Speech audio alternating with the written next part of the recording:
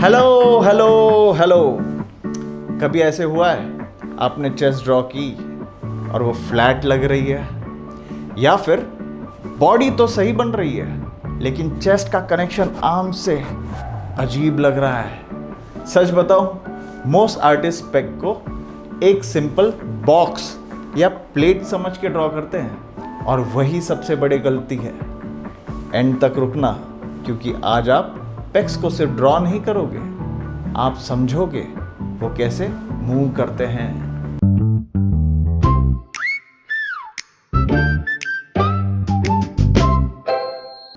आज हम break down करने वाले हैं पेक्टोरालिस यानी पेक्स, लेकिन मेडिकल लेक्चर्स नहीं। ये होगा आर्टिस्ट के पर्सपेक्टिव से, जहां होगा फोकस फॉर्म, स्ट्रक्चर और ड्राइंग एप्लीकेशन, और एंड में एक सिंपल सिस्टम मिलेगा जिसे तुम कॉन्फिडेंटली चेस्ट ड्रॉ कर पाओगे। पेग्स को कॉम्प्लिकेटेड मत बनाओ। सोचो, एक फ्लैट मास है जो चेस्ट से स्टार्ट होता है और आर्म पे रैप होके अटैच होता है। ये पॉइंट इंपॉर्टेंट है। पेग सिर्फ चेस्ट पे नहीं रहता, वो आर्म तक जाता है, और अगर ये तुमने कनेक्शन मिस किया तो ड्राइंग की समझ और फाउंडेशन गलत हो सकती है। पेक्टोरालिस यानी पेग क्या करता है? आर्म को आगे लाता है, साइड से अंदर लाता है, रोटेट करता है, आर्म को नीचे भी ला सकता है, ऊपर भी ला सकता है। मतलब सिंपल है, पेग आर्म मूवमेंट मसल है, इसीलिए जब आर्म मूव करेगा पेग का शेप भी चेंज होगा। अब सबसे इंपॉर्टेंट कॉन्सेप्ट, पेग एक सिंपल स्लैब नहीं है, ये एक फोल्डिंग फैन जैसा स्ट्रक्चर है। सोचो हाथ का फैन, सारे फाइबर्स एक जगह कन्वर्ज होते हैं और चेस्ट पे स्प्रेड होते हैं। इसका ट्विस्ट इंपॉर्टेंट है, लोअर फाइबर्स ऊपर कनेक्ट होते हैं, अपर फाइबर्स नीचे कनेक्ट होते हैं। इसी वजह क्रॉसिंग की वजह से पेग सिंपल डायरेक्शंस में काम करता है, मल्टीपल डायरेक्शंस में काम करता है। यही रीजन है कि पेग डायनामिक लगता है। अब पेग्स के मेन पार्ट्स देखते हैं जो आर्टिस्ट के लिए जरूरी है। इसको याद रखना इजी है।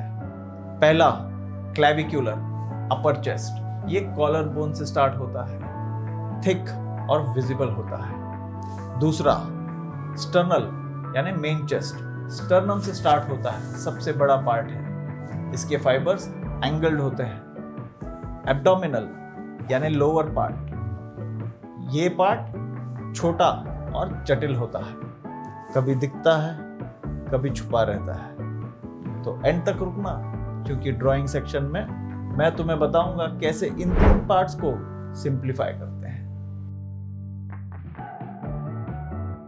सबसे पहले मैं यहाँ एक बेसिक स्केलेटन स्ट्रक्चर ड्रॉ कर रहा हूँ, क्योंकि ये सारे पार्ट्स हम पहले ही कवर कर चुके हैं, इसीलिए मैंने इसे थोड़ा फास्ट फॉरवर्ड किया है।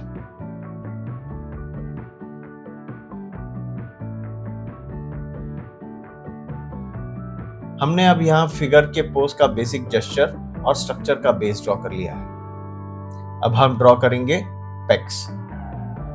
सबसे पहले क्लैविक्यूलर पेग्स को ड्रॉ करते हैं। ये क्लैविकल से शुरुआत होके यहाँ नीचे आर्म की हड्डी ह्यूमरस पे अटैच होते हैं।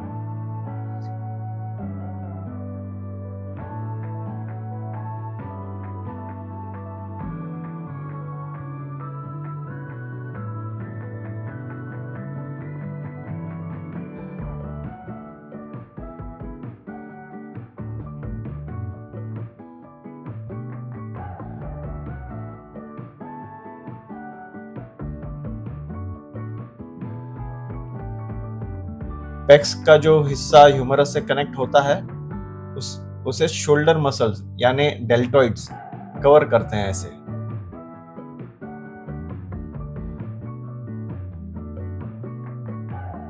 अब हम स्टर्नल पेग्स और एब्डोमिनल पेग्स दोनों का रफ शेप ड्रॉ कर रहे हैं।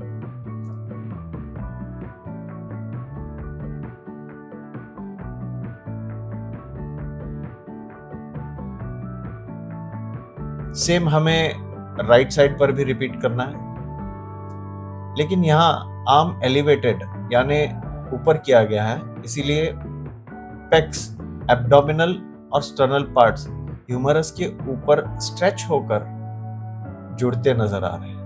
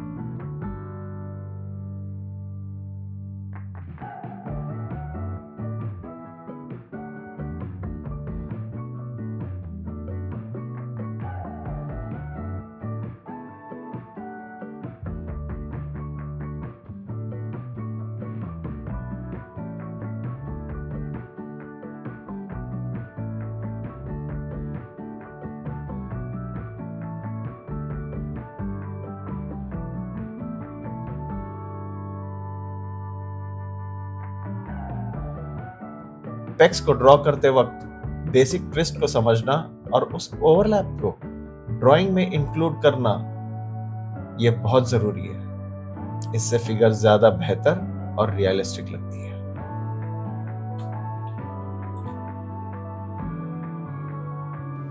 असाइनमेंट्स।